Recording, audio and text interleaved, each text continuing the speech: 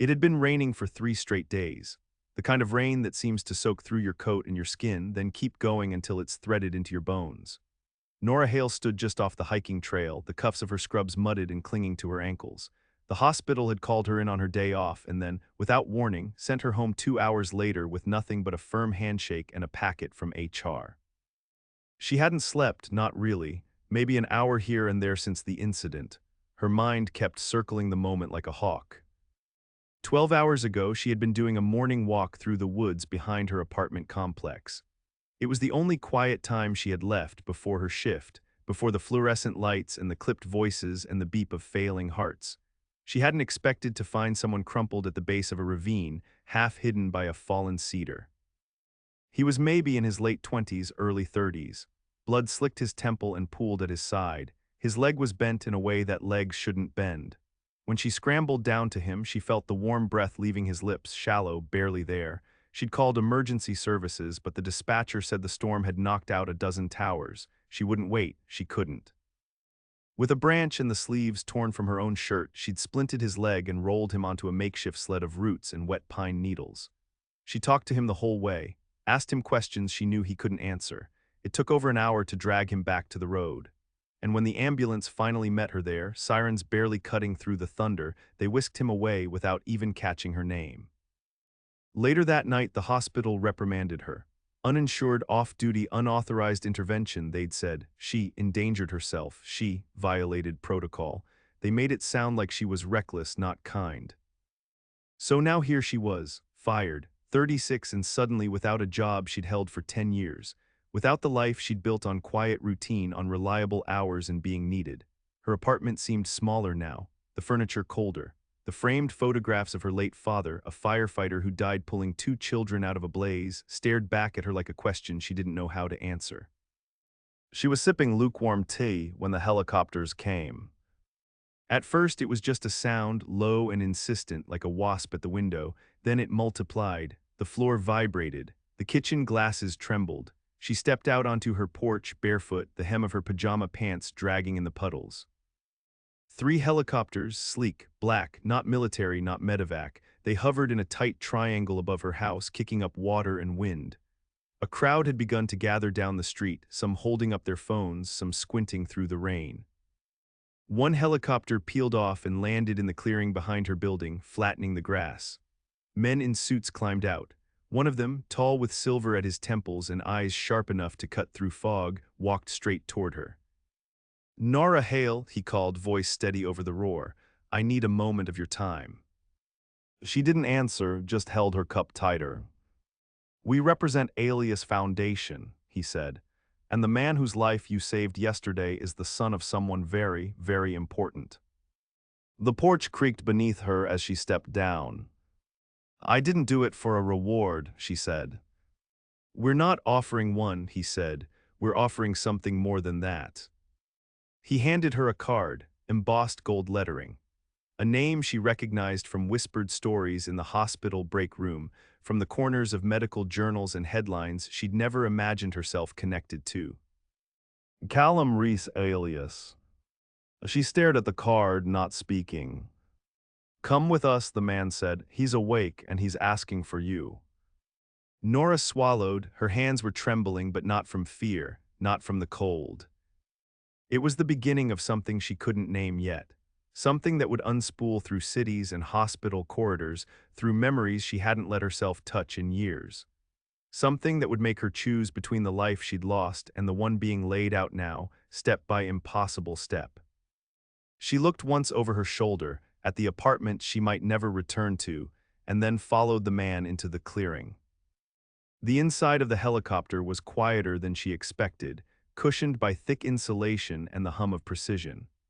Nora sat buckled beside the man with the silver-streaked hair, watching the trees fall away beneath them, the patchwork of roofs and streets dissolving into a smear of green and gray.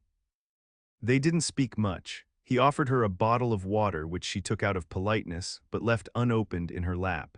Her fingers traced the edges of the label as her mind tried to keep up. The name Alias wasn't just familiar. It was synonymous with power, philanthropy wrapped in mystery, medical research decades ahead of public knowledge, clinics in war zones and helicopters in storms. She'd read articles about their experimental hospitals, the ones that operated under the radar, bypassing bureaucracy to deliver care where the system had failed. But those were stories, the kind that moved through nurses' lounges like rumor turned prayer. Never real, never reachable. And yet here she was, flying toward one. They landed on a rooftop in the city, glass and steel rising around them, a skyline blurred by the afterrain haze. As soon as the rotors slowed, another man approached, younger, thinner, carrying a tablet and moving with quiet urgency.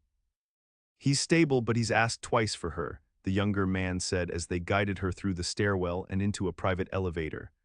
"Vitals are holding. He was hypothermic when the team brought him in, but there's no internal bleeding, fractured femur, minor cranial trauma." Nora blinked at the sudden rush of clinical language. It wrapped around her like a half-forgotten coat, familiar, comforting in a strange way. They led her down a hallway with no nameplates, no smell of antiseptic, just soft light and silence. When the door opened, it was like stepping into another world. The room looked more like a high-end suite than a recovery room. Neutral walls, large windows, soft leather chairs in the corner, and in the bed, propped up on pillows, was the man she had dragged from the woods. His face was less pale now, the color returning to his cheeks. He looked at her the moment she stepped in as though he'd been waiting, watching, remembering. "You," he said, voice hoarse, "you were real." Nora stood frozen just inside the door. He was handsome in a tired, weathered way, scruff along his jaw, dark hair that curled slightly over his brow, eyes so sharply blue it was almost startling. But what struck her most was the expression on his face. Not awe, not gratitude, something deeper, like recognition.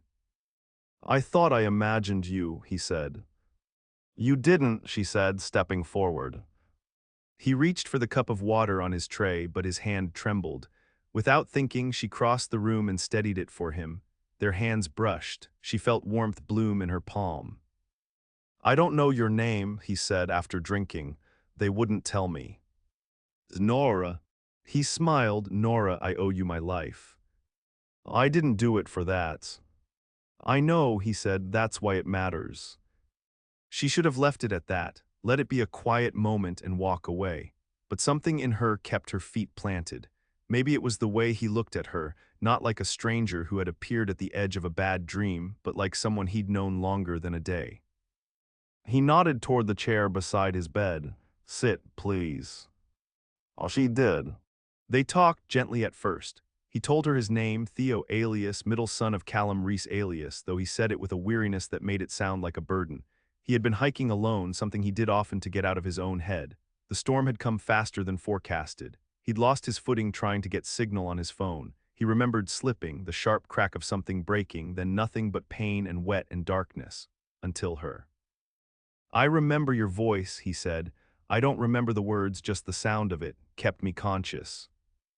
Nora looked away, uncertain what to do with the weight of his gaze. "I lost my job," she said quietly, "for helping you." His expression changed, anger flickered across it, tempered by guilt. "They fired you." "They said I overstepped, liability issues, no authorization." He closed his eyes for a beat. "I'm sorry." "You don't need to apologize, I'd do it again." That made him look at her, a longer look this time, searching. "You're not like most people I know." Nora gave a half laugh. "I'm not sure if that's good or bad." "It's rare," he said, "and I don't want it to go unacknowledged." The door opened then, and Callum Alias himself stepped in. She knew him from the photographs, the profiles, the way he moved like someone used to being the last voice in the room. But his presence didn't make her shrink, not this time. He nodded at her, expression unreadable. "Ms. Hale, thank you for coming." She stood. "He asked me to." "I'm glad he did." He turned to his son. "You're awake, which means I can stop threatening every doctor in a 10-mile radius." "I was in good hands," Theo said, with a glance toward Nora. Callum looked at her again, more closely this time. "We're not interested in letting someone like you disappear into unemployment," he said. "You're exactly the kind of person we built this foundation to find." Nora felt her pulse quicken. "You want to hire me?" "We want to give you something better than that," he said.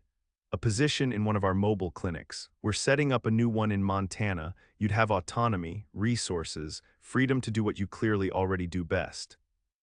"And why me?" she asked, wary. "Because you didn't wait for permission," he said. "Because you didn't let rules keep you from doing what was right." She didn't answer right away. Her mind was spinning. Everything in her life had shifted in 2 days, and now someone was offering her a new version of it altogether. Theo's voice was softer this time. "You don't have to decide now, but I hope you'll consider it." She looked at him, then at the man who had once been just a story in the margins of her world. Then back at her own hands, the same ones that had been scraping mud off bark yesterday, and now were being offered a future she didn't know she wanted.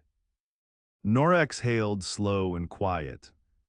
"I'll think about it," she said.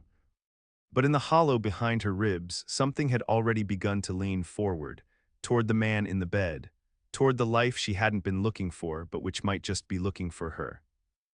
Montana felt like a place caught between breath and memory, wide skies that never seemed to end, the scent of pine in every gust, the quiet that settled so deeply you could almost feel it listening back. 3 weeks had passed since Nora said yes. She hadn't planned to, at least not when she'd stepped out of that helicopter back in the city, still reeling from the loss of her job and the strange gravity of Theo Alias's eyes. But the offer came with time. No deadlines, no signatures, just space to decide. She thought of her father in those days, of how he used to say that purpose isn't always a roar, sometimes it's a whisper that won't let you sleep. That whisper led her here. The mobile clinic wasn't what she'd expected. It wasn't a retrofitted RV or a temporary shelter strung with wires. It was sleek and modular, built with quiet precision, solar panels, compact exam rooms, a tiny surgical suite, and the kind of equipment she hadn't touched since med school. All of it parked like a promise on the edge of a small town nestled against the mountains. She wasn't alone. There was a team, though small, 2 nurses, a logistics tech, and a pediatrician named Mila with a laugh like wind chimes and eyes that saw everything. They'd been kind, gentle with her edges. They didn't ask too many questions about where she'd come from. Maybe they sensed that she was still learning how to be here. What surprised her most was how often Theo visited. At first, it was under the guise of checking in. He arrived with supply updates or data from the Foundation's larger network or feedback from town councils about outreach schedules. But soon those visits became something quieter. He stayed longer, sat on the clinic's back step as she cataloged medication, asked about her patients, listened. He was healing too. The cast on his leg had come off, replaced with a brace he only half wore when he thought no one was watching. But Nora noticed. She noticed everything. One afternoon, she found him leaning against the clinic wall, sipping coffee from a thermos she recognized as hers. He'd stolen it the week before, claiming the camp mugs were too small. "Do you ever miss it?" he asked. She didn't look up from her clipboard. "The hospital." He nodded. "Sometimes," she said, "but not for the reasons I thought I would." "Which were?" "The structure, the hierarchy, knowing exactly where I fit. And now I know that not fitting might be the point." Theo smiled around the rim of the mug. That evening he helped her sort medical donations in the storage tent. It was late spring and the wind had teeth again. She handed him a box of gauze rolls, but their fingers brushed and he didn't take it right away. She looked up. "What?" she asked. "You," he said softly, "you keep showing up." "I live here." "That's not what I meant." The silence stretched between them, not uncomfortable but full. "Is it hard for you," he asked then, voice quieter, "to let people in?" Nora hesitated. "I got good at being needed, not known." His gaze softened. "Maybe it's time to be both." She didn't answer, not because she didn't want to, but because her chest had tightened too much to speak. He stepped back, gave her space, but the question lingered like the taste of rain in the air before a storm. Days passed, patients came and went, a boy with asthma, a woman with a shattered ankle from a horse fall, a teenager with bruises she didn't talk about.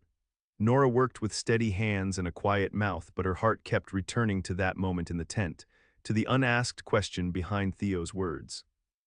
She started noticing things, the way he brought her extra coffee without asking how she took it, the way he stood closer in the cold but never too close, the way he watched her with a kind of patience that felt like waiting without pressure. And then one night he didn't come. There was a storm rolling in sudden and fierce, with thunder cracking above the valley like the sky was splitting open. Nora was restocking insulin when she realized the power had flickered. The generator buzzed. Mila appeared in the doorway, rain clinging to her hair. "We've got to hike her down," she said. "Local boy tried to beat the storm." Nora grabbed her pack before Mila finished speaking. By the time they reached the trailhead, the wind had turned mean. They found the boy huddled beneath a tarp, ankle badly twisted, shivering but conscious. It wasn't the worst Nora had seen, but it still needed care. They moved carefully, steadying him between them when a truck pulled up behind them. "Theo." He jumped out, his clothes half soaked, his jaw tight. He didn't say a word, just took the boy's other arm and helped them into the clinic van. Later, after the boy had been treated and sent home with his grateful father, Nora found Theo in the supply tent again, wringing rainwater from his sleeves. "You didn't have to come," she said. He didn't look up. "I wanted to. You didn't know what it would be." "I didn't care." She stepped closer. "You scare me," she admitted, her voice barely above a breath. That made him look at her, really look. "Why?" "Because I think I could fall for you." He didn't move for a long second. Then he reached forward slowly, as if offering her something fragile. "Then let's fall carefully," he said, "together." She didn't cry, not then, but something inside her, something locked away for too long, finally softened, and it felt like the beginning of trust. They stood there as the storm quieted outside, two people who'd met on the edge of disaster, now learning what it meant to choose each other on purpose. Summer stretched itself across the valley like a yawn, long days and golden evenings, the air heavy with the scent of wild sage and honeysuckle. Life inside the mobile clinic settled into a rhythm, steady if unpredictable. Nora came to know the roads by heart, each winding pass and gravel turn. The work was tiring, the kind that lived in your muscles at night, but she slept better than she had in years. Theo was still there, not every day, but often enough that his absence was noticed when it happened. He wasn't hovering, and he wasn't trying to play the part of some corporate overseer. He was just present, showing up with extra hands and unspoken attentions. A new shade canopy when she hadn't mentioned needing one, spare batteries after the defibrillator failed its check, a pair of hiking boots in her size, left by the clinic door with no note. She didn't need to ask how he'd known. Their closeness grew in increments, like a tree learning the shape of another beside it. Slow, inevitable. They didn't talk about what they were, but it didn't feel unfinished. It felt real. One Saturday, they hiked a ridge before dawn, just the two of them. Theo's limp had eased, though he still moved like someone learning to trust his body again. They didn't say much as they climbed. Breath and footfall filled the spaces where small talk might have gone. At the top, they sat on a flat rock and watched the sun break over the mountains. Nora tucked her knees to her chest, resting her chin there. "I used to think love was this rush," she said quietly, "something big and loud that changes everything. And now," she smiled, "now I think maybe it's just showing up, every day, without needing to be asked." Theo didn't speak right away. He just reached out and took her hand, linking their fingers like it was the most natural thing in the world. It should have scared her, but it didn't. Later that week, things shifted. It started with a knock. Mila opened the door to a man in a collared shirt and dress boots, smiling like he didn't notice how far he was from any paved road. "State Licensing Board," he said, flipping open a badge too quickly. "We received a report about an unregistered clinic operating without proper oversight." Mila's smile froze. "You're welcome to look around." Nora came up from the surgical bay to find two more men outside, one photographing the mobile units, another taking notes. She caught fragments, zoning violations, permits, something about controlled substances stored improperly. Theo wasn't there. They stayed for 2 hours, didn't take anything. Didn't say who'd made the complaint, but when they left, they did so with the kind of confidence that suggested they'd be back. That night, the clinic was quieter than usual. Nora stayed late, double-checking inventory, making sure every form and label was flawless. Theo showed up just after midnight. "I heard," he said. "Someone's trying to shut us down." His jaw tensed. "It's not just someone." Nora raised an eyebrow. "My father," he said. Silence settled like a weight. "He didn't authorize this clinic," Theo went on. "I did. I used discretionary funds. He's never liked when I do things outside the scope." "So he sent them." "He can't control you, and that terrifies him." Nora looked away, her arms folded across her chest. "He's right to be cautious. I was fired from my last hospital." "For saving me," Theo said, "for doing what was right." "It doesn't matter if they don't see it that way." "It matters to me." There was too much in her chest to name: anger, weariness, something tender trying not to fracture. "Don't fight him because of me," she said. "I'm not fighting him because of you," he said. "I'm fighting him because of what this place stands for, and because of us." Her breath caught. "Us?" she repeated. He stepped closer, tentative. "I think about you in ways I can't explain, not because you saved my life, because you remind me what living is supposed to feel like." She didn't move. "I know you've lost things," he said. "Your job, your father, the shape of your old life, but I'm not here to replace any of it. I'm here because I believe in what you build when no one's watching." The words found her like rain finds parched ground. "I don't know what happens next," she whispered. "We figure it out together." It wasn't a promise wrapped in flowers, it wasn't a grand declaration, it was steadier than that, truer. But the fallout came faster than they expected. The next morning, the clinic received a formal shutdown notice, effective immediately, no appeal process, equipment to be confiscated, operations suspended.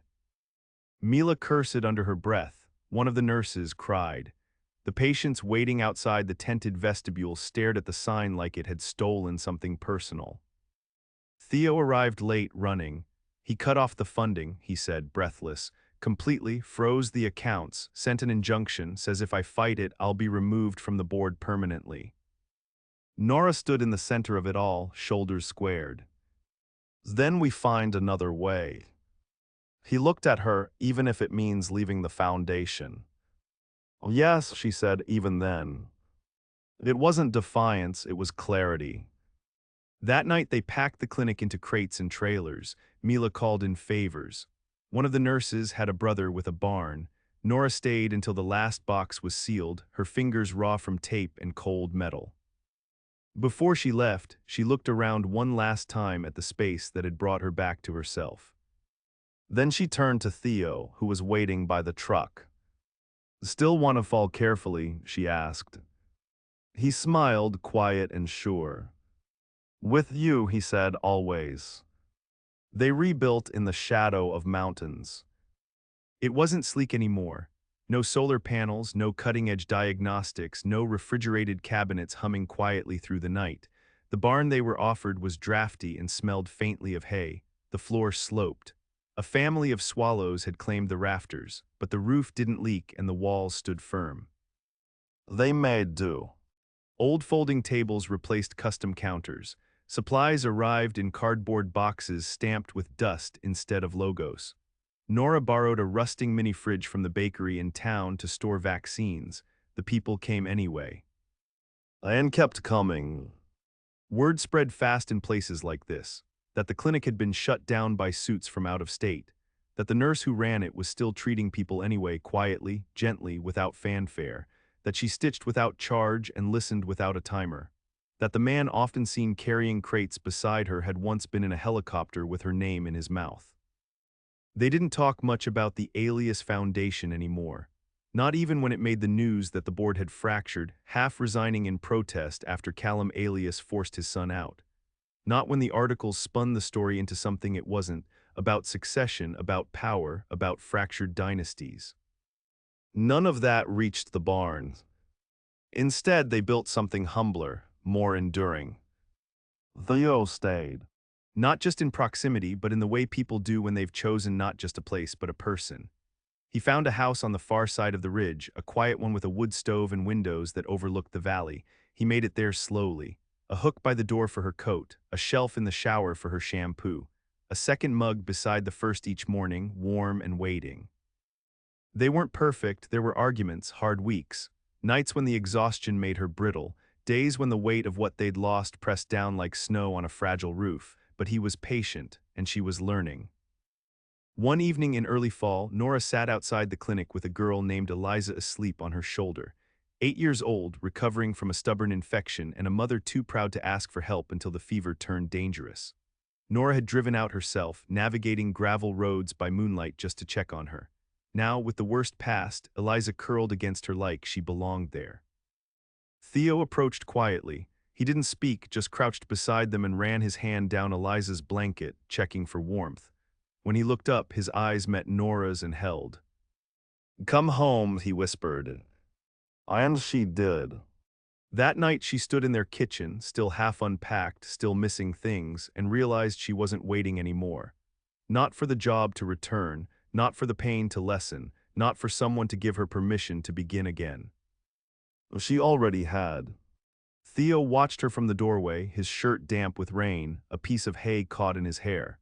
She crossed the room and took it gently from him, then she touched his face, not like a question, but like an answer. "I love you," she said, the words steady as breath. He didn't flinch, didn't blink, just stepped into her arms and held her like a vow.